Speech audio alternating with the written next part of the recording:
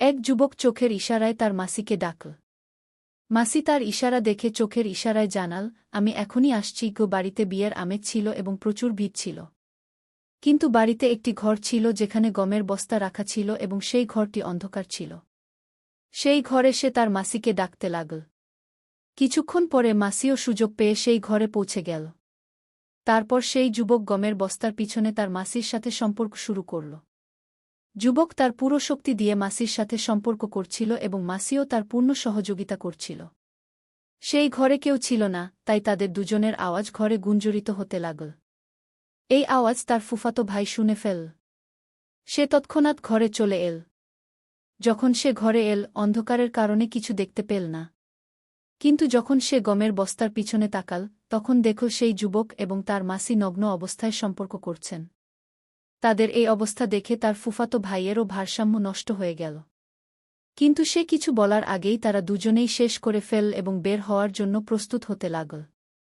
যুবক বাইরে তাকাতেই দেখল তার ফুফাতো ভাই দাঁড়িয়ে আছে। তাকে দেখে যুবকের অবস্থা খারাপ হয়ে গেল।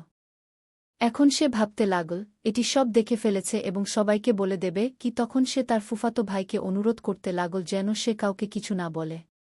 তার ফুফাতো ভাই তখন তাকে বলল, তুমি সম্পর্কগুলো কলঙ্কিত করছ এবং নিজের বাড়িতেই এমন অন্যায় কাজ করছ।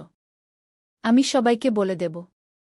যদি তুমি চাও যে আমি কাউকে না বলি, তাহলে তোমার মাসিকে বলো, সে তোমার সাথে যা করছিল আমার সাথেও তা করুক গে। এই কথা শুনে যুবকের মাথা গরম হয়ে গেল।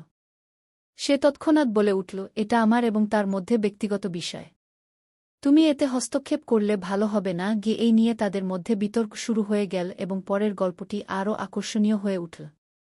সেই পুরো গল্পটি আমি আপনাদের শোনাব। বন্ধুরা, আপনারা আমার আপনজন, আমার দেশের মানুষ।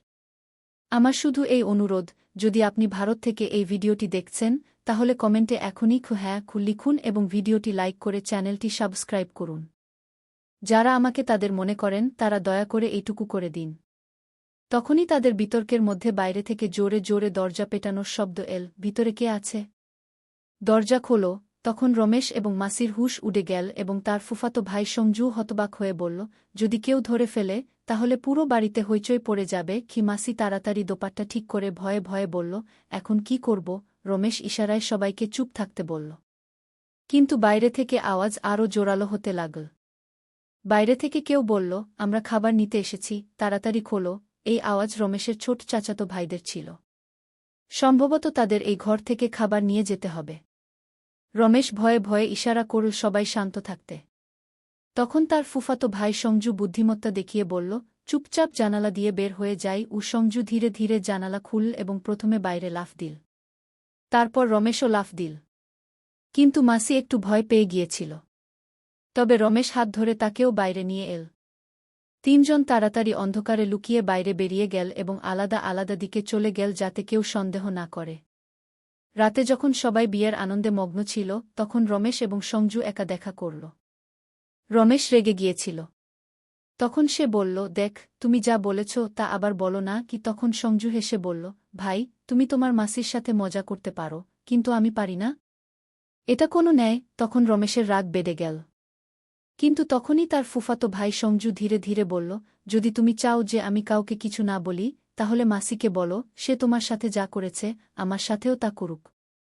না হলে সকাল হওয়ার আগেই পুরো পরিবার জানতে পারবে তোমরা কি করেছ গিয়ে। এই কথা শুনে রমেশের রক্ত গরম হয়ে গেল। এখন সে ভাবতে লাগল, যদি কথা বেরিয়ে যায় তাহলে সম্মান মাটিতে মিশে যাবে কি। এখন তার কাছে শুধু দুটি পথ ছিল, হয় সঞ্জুকে কোনোভাবে চুপ করাতে হবে, নতুবা সঞ্জুর কথা মেনে নিতে হবে। তখন রমেশের মাথায় একটি বিপজ্জনক পরিকল্পনা এল। সে সঞ্জুকে চুপ করানোর জন্য যে কোনো কিছু করতে প্রস্তুত ছিল। যদি আপনি এখনও গল্পে আটকে থাকেন, তাহলে দয়া করে ভিডিওটি একটি লাইক করুন। এখন তার কাছে আর কোনো উপায় ছিল না, তাই সে গিয়ে পুরো ঘটনা তার মাসিকে বলল। যখন মাসি সব শুনল, তখন সে হতবাক হয়ে গেল এবং বলতে লাগল, যদি তোমার ফুফাতো ভাই সবাইকে আমাদের সম্পর্কে বলে দিলে কি হবে? এই কথা শুনে রমেশ তাকে বলতে লাগল, তুমিও কি সঞ্জুর সাথে কিছু করতে চাও? এ কথা শুনে তার মাসি রেগে গেলেন এবং বলতে লাগলেন, আমি পরিস্থিতি বিবেচনা করে কথা বলছি না যে তুমি নোংরা চিন্তা করছ সে বিষয়ে। আমি তোমাকে শুধু এতটুকু বলতে চাই যে, যদি সে আমাদের সম্পর্কে কাউকে বলে দেয় তাহলে কি হবে? তখনই রমেশ বলল, যেভাবেই হোক এখনই তুমি তাকে তোমার কথায় জড়িয়ে ফেলো এবং বিয়ে শেষ হওয়ার পর আমরা তার সাথে ভালোভাবে কথা বলব। তারপর মাসি সেখান থেকে চলে গেলেন। কিছুক্ষণ পরে রমেশের মাসি সঞ্জুর কাছে এলেন এবং তার সাথে মিশে গল্প করতে লাগলেন। কিন্তু সঞ্জু আগে থেকেই বেশ চালাক ছেলে ছিল এবং সে কথায় কথায় মাসিকে এখানে সেখানে টাচ করে দিচ্ছিল।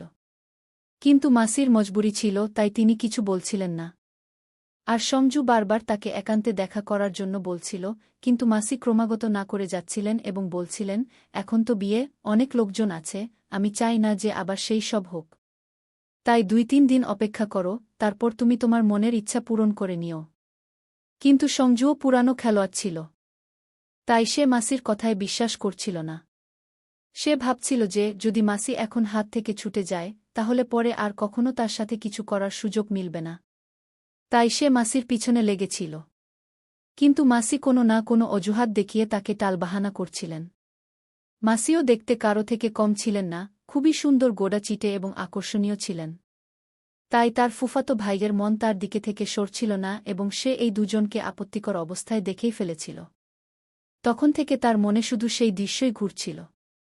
ধীরে ধীরে মাসি 3-4 দিন তাকে টালবাহানা করার কাজ করলেন এবং তখন পর্যন্ত বিয়ের কাজ শেষ হয়ে গিয়েছিল এবং বাড়ির সব মেহমান চলে গিয়েছিল। তখন মাসিও নিজের বাড়ি যাওয়ার প্রস্তুতি নিচ্ছিলেন। এমন সময় রমেশের ফুফাতো ভাই তার কাছে চলে এল এবং বলল, যদি আমার কাজ না হয়, তাহলে এটা বুঝে নিও যে আমি তোমাদের দুজনের কেলেঙ্কারি সবার সামনে ফাঁস করে দেব। এখন এ কথা শুনে মাসি ভয় পেতে লাগলেন এবং তিনি তৎক্ষণাৎ রমেশের কাছে পৌঁছে তাকে বললেন, আমি এই ছেলেকে কয়েকদিন ধরে বোঝাচ্ছি এবং তোমার কথা মতো 4-5 দিন ধরে টালবাহানা করছি। কিন্তু সে নিজের জিদ ধরে বসে আছে এবং মানছেই না। তখন রমেশ তাকে বলল, আপনি চিন্তা করবেন না, আমি এখন আমার মতো করে এই বিষয়টি হ্যান্ডেল করব। তারপর রমেশ তার ফুফাতো ভাইয়ের কাছে পৌঁছে তাকে বলল, ভাই, তুই তো আমার নিজের, তাহলে তুই আমার সাথে এ ধরনের কথা কেন বলছিস? তখন তার ফুফাতো ভাই বলল, আরে সে তো তোমার মাসি ইয়ার।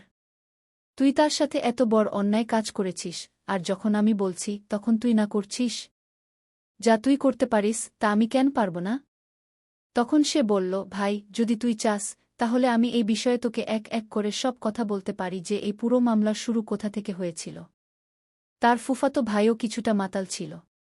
তখন সে বলল, চল বল, শেষ পর্যন্ত শুরু কোথা থেকে হয়েছিল। তখন রমেশ তার গল্প বলা শুরু করল এবং বলল, আমি 2 বছর আগে আমার মাসির বাড়িতে গিয়েছিলাম এবং রাতে দারু পান করেছিলাম। আমার মাসাজি যে বিছানায় ঘুমাতেন, আমি সেখানে ঘুমিয়ে পড়েছিলাম। আর আমি জানতাম না যে কখনো কখনো আমার মাসিও শরাব পান করেন। আর সেদিন মাসিও শরাব পান করেছিলেন।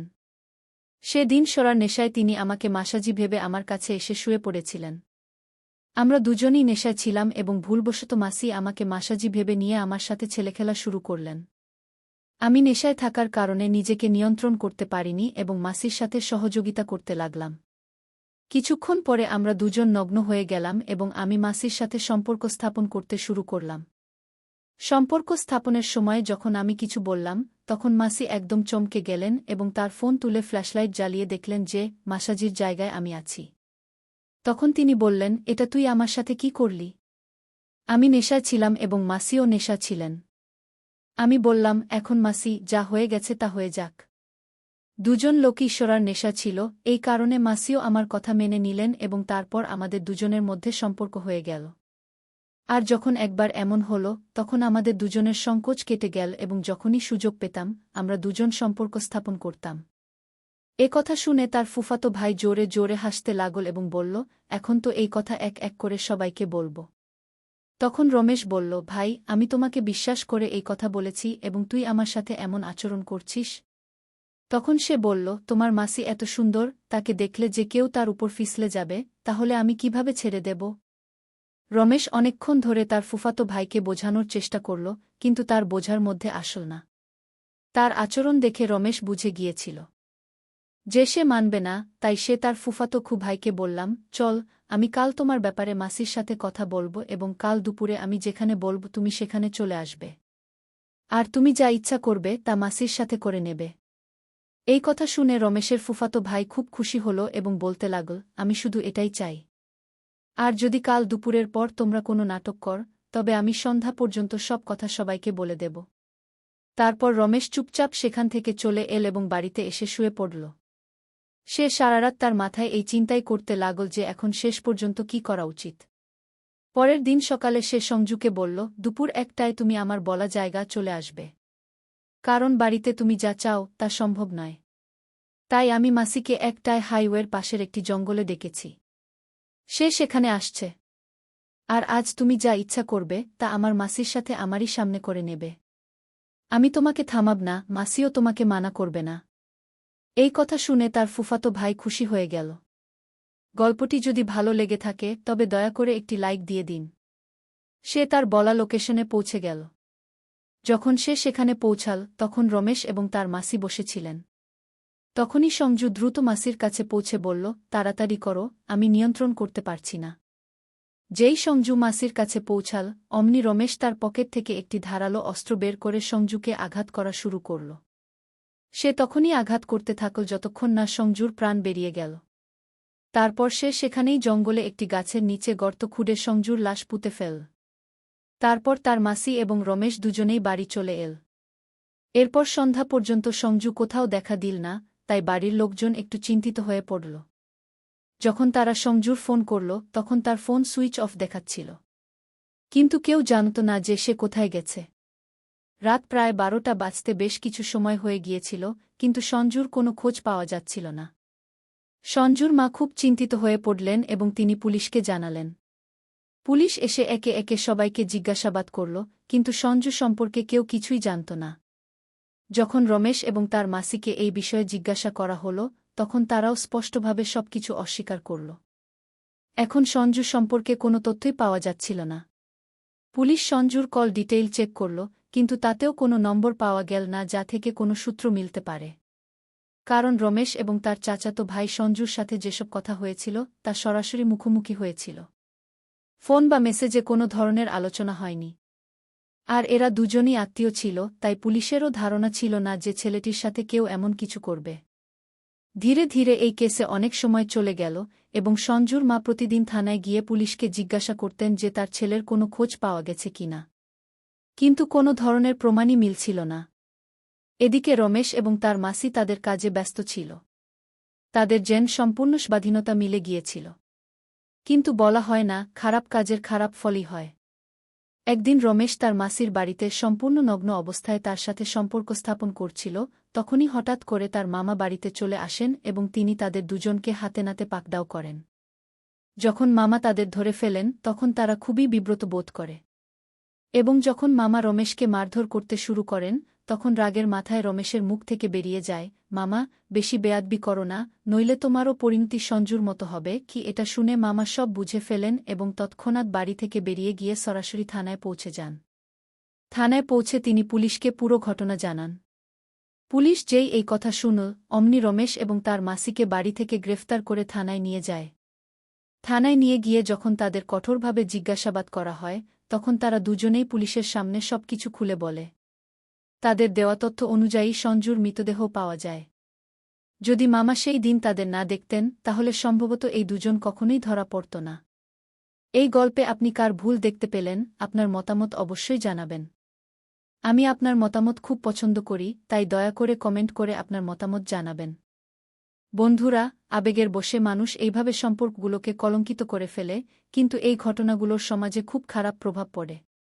রমেশ এবং তার মাসি যা করছিল তা সত্যিই সমাজে একটি খারাপ উদাহরণ ছিল। বাকি আপনাদের এই বিষয়ে কী মতামত তা অবশ্যই জানাবেন।